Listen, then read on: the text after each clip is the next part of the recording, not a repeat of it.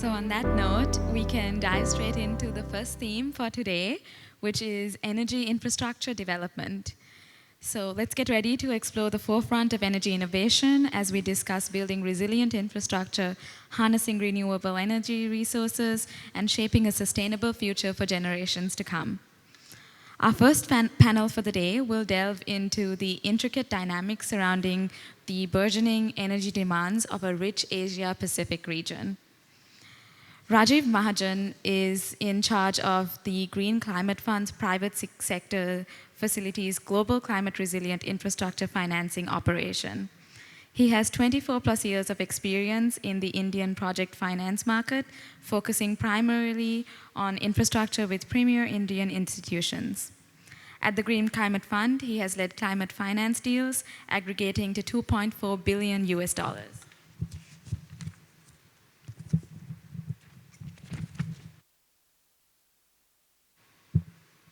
Anup Poddar has 20 years of investment management, operational, and corporate finance experience in the energy sector.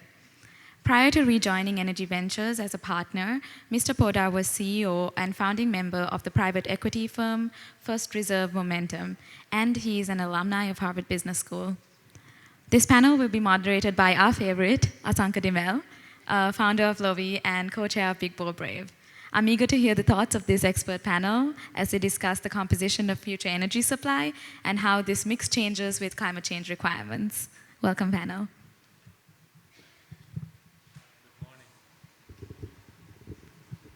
Good morning, and thank you for joining us.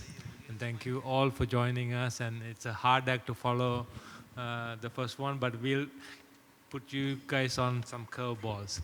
So the premise of this conversation is actually this whole conference is like 4.5 billion people getting richer and living longer. And as we look at that challenge in the Asia-Pacific region, we wanted to see energy, what powers us. So let me jump right into it and ask, how will the APAC fulfill its energy demand as we get richer and live longer?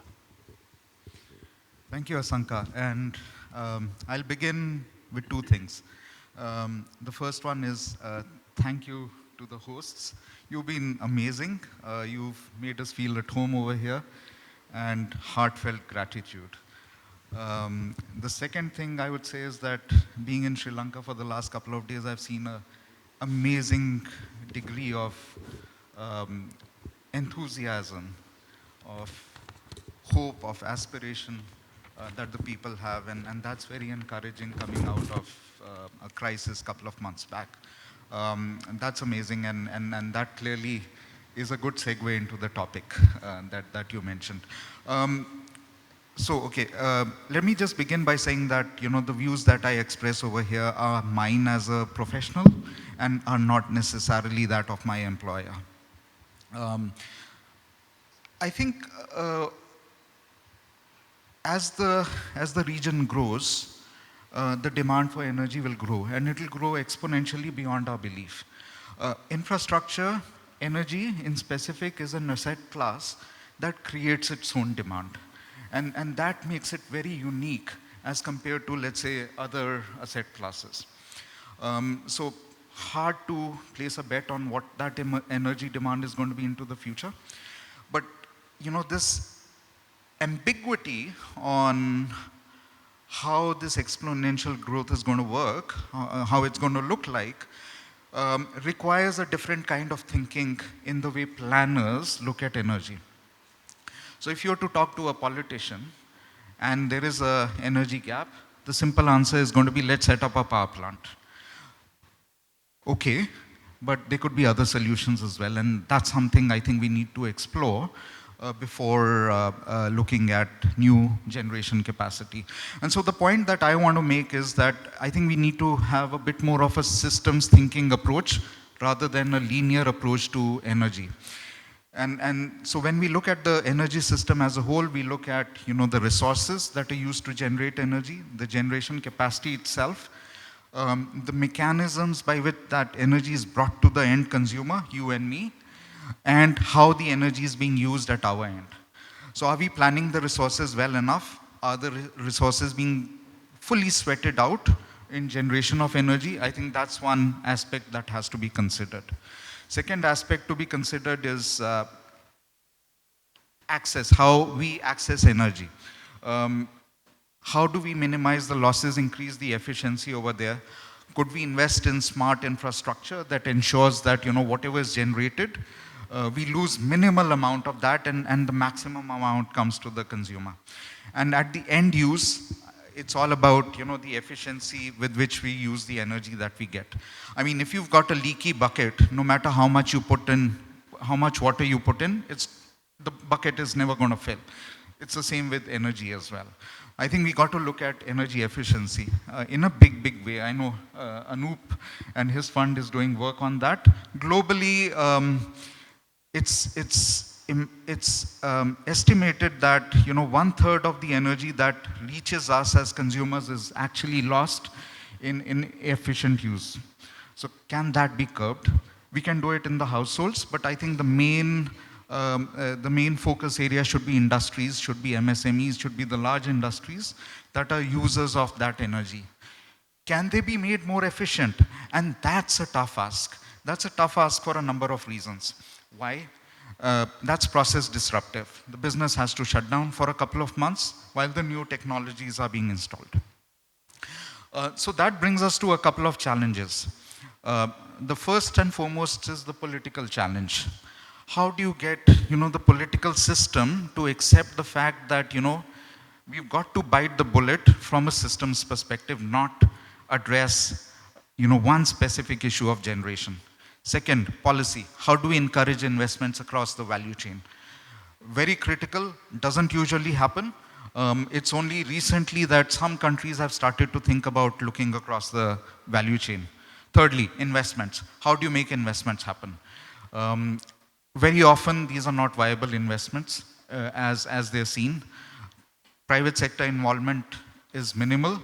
Capital doesn't flow in. Could there be ways in which you could have local capital flow in instead of foreign capital? That insulates you from, let's say, FX shocks, foreign exchange risks. Could you have a more stable form of capital coming into this space? I think, there's a whole lot of work that can be done over here. The canvas is wide open for us, and that's a future we can create through creative solutions. Thank you, Rohit. Thank you, Rohit. Can I take just 1 minute to say thank you for inviting me? Fantastic day yesterday, great day today. And my wife is from Sri Lanka, so I say I'm the adopted son here. So clearly very happy to be here with all of you. Thank you. In terms of the energy demand going forward, I think yesterday the session started very clearly. We are at a critical inflection point and unprecedented opportunity set that continues for 30, 40 years, 100 years. This is a century of Asia, as we say. So the growth will come. Growth comes at the cost of energy. It's not going to be free. There would be growth driven by energy. The energy demand, if you take various examples, can increase from 50% to 75% in India. I think Asia Pacific would be similar numbers. We will learn to do more with less. So even if the GDP quadruples, the energy demand will not quadruple. Now, there would be two things. If I take demand and supply separately, demand will change because right now we are using a lot of liquid power, petrol, diesel, etc. That will switch more towards gas and electricity as we electrify our economies. So there would be a substitution within the demand while the demand is growing. When I take supply side, there would be substitution within the demand supply side. Right now, the supply is mostly fossil fuel based. India is building about 500 gigawatt capacity of renewable energy. That means 50% of the total capacity in India would be renewable. So the supply side also will switch from what it is today to what it would be tomorrow. This will create unprecedented job opportunities for the entire region. Every time you switch from one source to another, there is a fear that you would lose jobs and there would be disruption. But this will create unprecedented opportunities for everyone, including jobs. Which just final point here, we did not ask to be here. Not at this panel, I'm happy to be here, especially with Rohit. I manage a climate-focused fund, largest in India, and Rohit is one of the largest, Rajiv, one is the largest investor for us. So, thank you for being here with me. But we did not ask to be here. The planet is heading towards a disaster with what we have done in the last 100 years. But we are here. And every generation has a duty to do something. There was a generation in the past, they had the duty to war and get to the peace. The duty of our generation is to find a sustainable way of living to make this planet safer and bring in renewable energy as much as we can, use energy efficiency as much as we can to make the planet better for future. Well, that's absolutely the wish for, I think, a lot of people over here. I wanted to follow up just to kind of give the context for the audience here, the critical nature of it. In Sri Lanka, we are, at roughly $4,000 per capita GDP, and if we want to grow to say 40,000, we are actually quite lean over here because the energy costs are quite high comparatively. In fact, it's relatively difficult for competitiveness for major industries here. So as it goes, if you want to grow, what are the options? Can you talk about the linearity of demand and GDP, energy source, energy demand and GDP? Will I start? As I said before. Just I want you to help get a picture for the audience, how critical is the energy supply, and where countries have failed to plan essentially the GDP they are planning, but the energy supply is not there to make it. So all their businesses are essentially not competitive in any kind of form, and then all the money is sucked into subsidies. So, let's start with India's example. And I don't want this conference to become India conference, but this is APAC conference. But, let's start with the India example. The India's GDP, we mentioned yesterday will hit, or the vision is to get to 50 trillion from whatever it is, quadrupling of GDP, let's say. But the energy demand will less than double, which means there is an inherent assumption that the linearity is broken, or the 45-degree slope is broken down to half, and we are going to now deliver more GDP with less energy. So that we will learn. Now the second part of your question is how do we get, when you move a train, there is initial friction. How do you get the train moving? And again, the India example is very important. The solar power in India started out as a more expensive product of energy. And the government subsidies were needed, a lot of policy supports were needed. At this point, when we sit here and talk, solar power is the cheapest source of power in India, and an abundant and untapped. Same goes for Sri Lanka. Now, how do you get the initial friction removed? And you really need three things. You need the policy support, long-term policy support. So anybody putting money in the country needs to know that it is safe for longer period. So the policy support and consistency of that is needed. Second, you need people with entrepreneurial spirit to come forward and set up businesses. And third, really, you need people like, investors here providing the capital. And a lot of institutions, especially Green Climate Fund, has done tremendously well, supporting it. And it has to be, I'm making a plea to my colleague here as well, it has to be long-term. We cannot just come in and go out. It has to be long-term support. Sri Lanka needs that as well. Sri Lanka, I think, has got abundance of solar, a lot of wind power, especially offshore wind, floating wind, especially between India and Sri Lanka. Kapil is potentially here I was talking to him yesterday. He talked about 90 gigawatt potential between India and Sri Lanka, Sri Lankan water. Now that needs some government support from each other. So Sri Lanka can achieve that. There is a tremendous amount of biomass in Sri Lanka, which is being used in a very inefficient way, locally. But you could actually use that biomass to produce gas for energy security and electricity by burning some of this stuff. So Sri Lanka can achieve that. So three things: policy support, entrepreneurs, and investors. Respond to that, I think I'll add a fourth point to that, and that's going to be technology. Technology is going to be very, very important in the energy sector going forward. And what I'm talking about is new age technology. We have an inherent problem with renewables. Renewables are intermittent. So a solar plant will generate only when the sun is up. The wind plant will generate only when there's wind. And then you've got legacy systems, hydro, coal, gas, whatever. All these have to be integrated together. How efficiently can you make the grid work is using technology. There are new tools which are coming up, artificial intelligence, etc. To respond to your question on GDP, I think one also has to look at how the GDP is going to be broken down. Manufacturing, services, agriculture, etc. Agriculture is going to stay. In our region, APAC, agriculture is going to be very critical.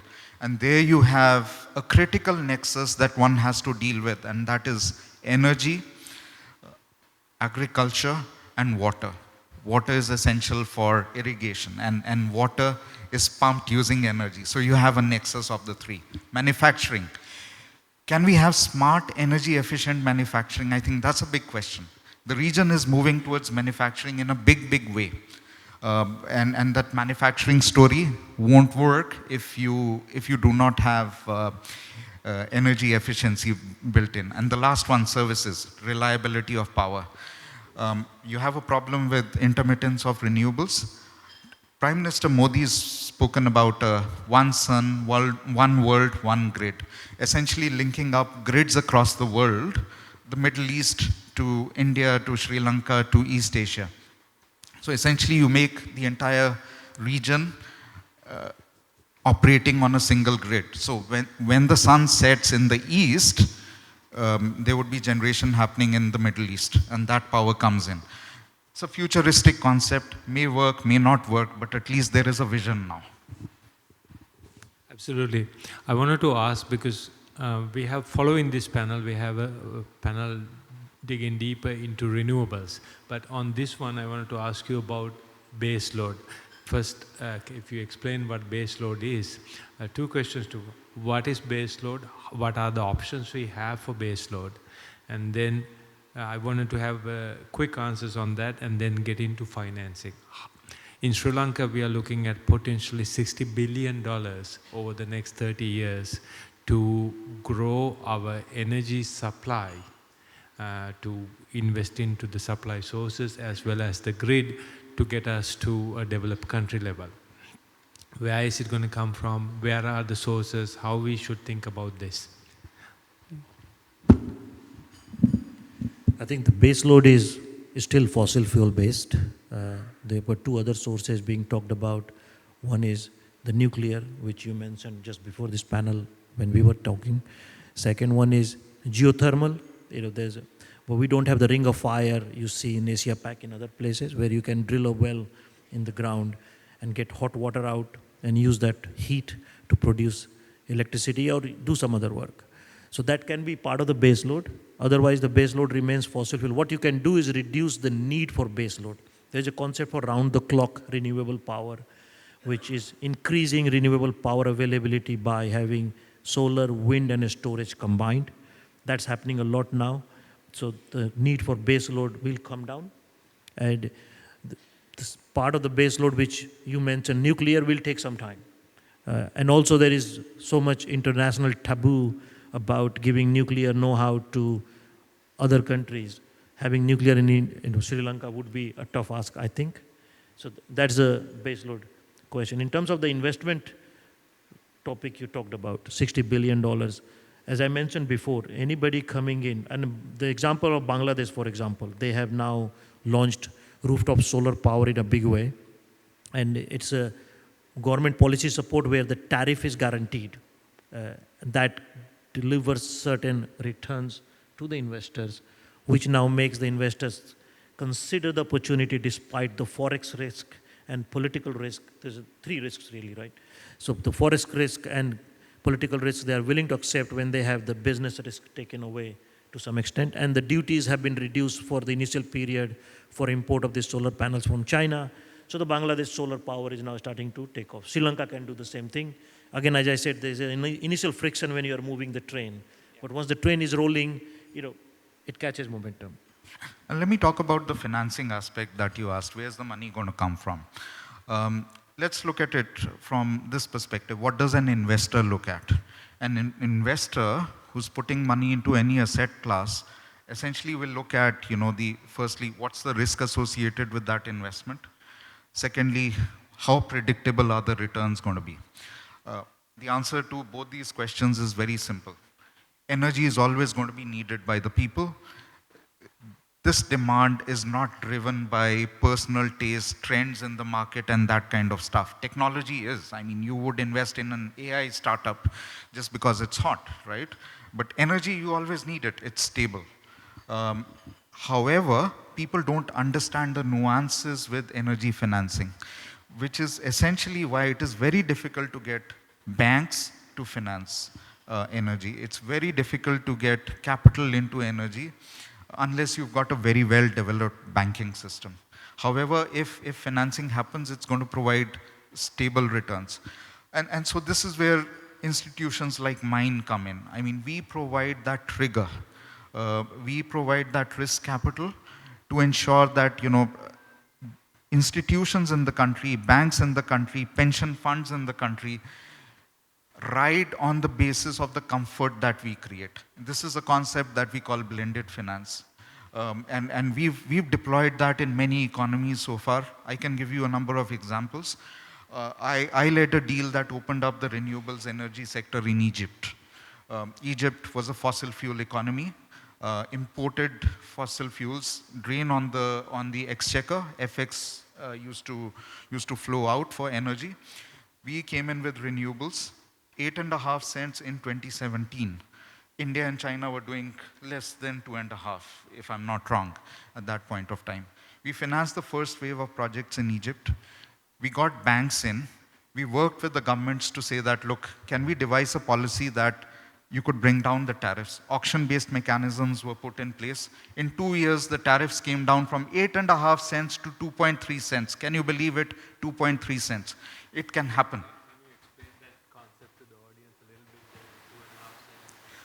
That's the cost of power. So initially, the government of Egypt positioned the projects with a tariff of 8.5 cents to attract investors in. So investors could make a return.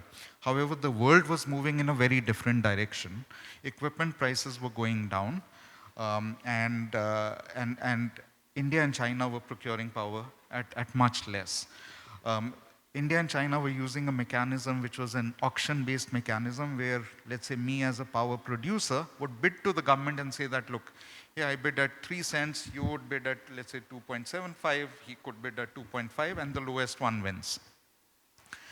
So it took us 2 years to put that mechanism in place. We assisted the government of Egypt in doing so. They put it in place, the tariffs came down. And today, you've got a market-based mechanism that exists over there. Today, you've got capital markets which are financing those projects. So an initial show of confidence in the economy is what we did. We got it started, and then others came in. The capital markets came in, developers came in, capital started flowing in. And we achieved a lower tariff, a significantly lower tariff in 2 years after our intervention. And that is what I would, mention as an ideal case study. Absolutely. Well, there's so many questions I want to ask. But one question, how do we make the question of equitable? Meaning, the energy demands, yesterday we talked about as the economies grow, there's the large disparity between the haves and the have-nots. How do we make energy more equitable?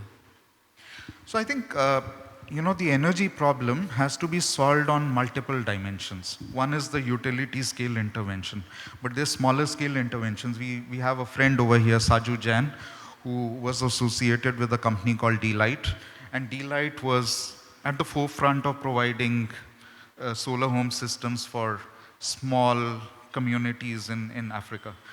So it has to be a combination of those kind of solutions over a period of time. As people get used to using that energy, they'll graduate to using the grid. The grid will also come in. They'll graduate to using that, and the whole economy then benefits from that. So it's not a one-shot process. It's a process that has to happen. So you got to segment the market very carefully, see where the grid is there. You have the grid-based solutions. Where the grid doesn't exist, look at solar home systems and decentralized renewable solutions. Look at rooftop. I mean, it's an integrated approach. Ultimately, all these systems will get integrated, as you've seen in economies like Australia, where you've got a massive amount of capacity that comes in from the rooftop, and that's integrated with the grid ultimately. So that's the vision. That's where we will head, but it will take time. Thank you. I would love to open up for the questions if the audience have any.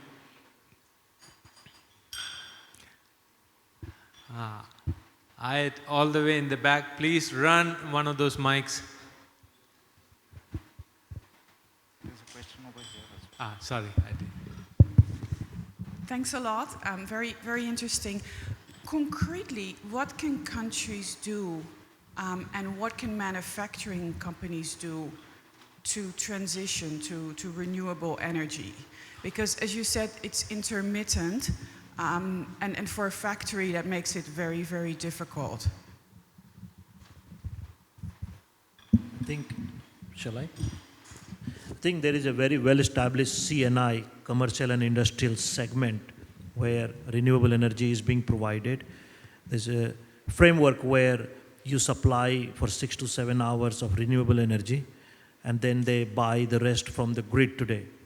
Now that is also increasing. They're demanding longer hours of supply that can come through now storage. So if I need 100 megawatt hour power throughout the whole day, and I can divide that by 24 or 20 depending on how many hours the factory is working, I can calculate how much of that comes from renewable, then from the grid, and then I can switch further, saying that store some energy for me for my usage later on when solar and wind is not available. So that's moving towards that through storage of, this called stationary storage. Through that it's moving towards complete greenification of the manufacturing. And sorry to ask a follow-up question. The switch is smooth, or does the company have to switch off and restart again? Because that's an issue. No, the switch is smooth. The factory doesn't see it. The economic switch is not easy yet because the stationary storage is still slightly more expensive than what the factories would want. The policy supports are there to get the initial friction removed. The battery prices have been coming down this year a lot. So that would help and improve the economics materially. So the stationary storage will become a big part of the system. In India, we're talking about 100 gigawatt of battery storage capacity, which is massive, which would be almost $100 billion of investment just for the energy storage. Thank you. Well, thank you. I think we'll have to take that question off track. We are running a little bit short behind schedule. So thank you very much for the panel. Thank you for coming here and helping us learn about all this energy demand. Thank you. Sir, how about you come and hand over some gifts to, yes, this wonderful gentleman with the beautiful silver hair.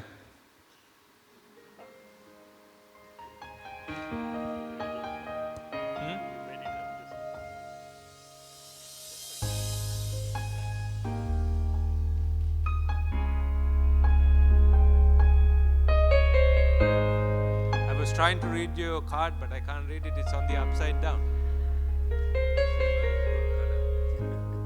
Welcome, sir.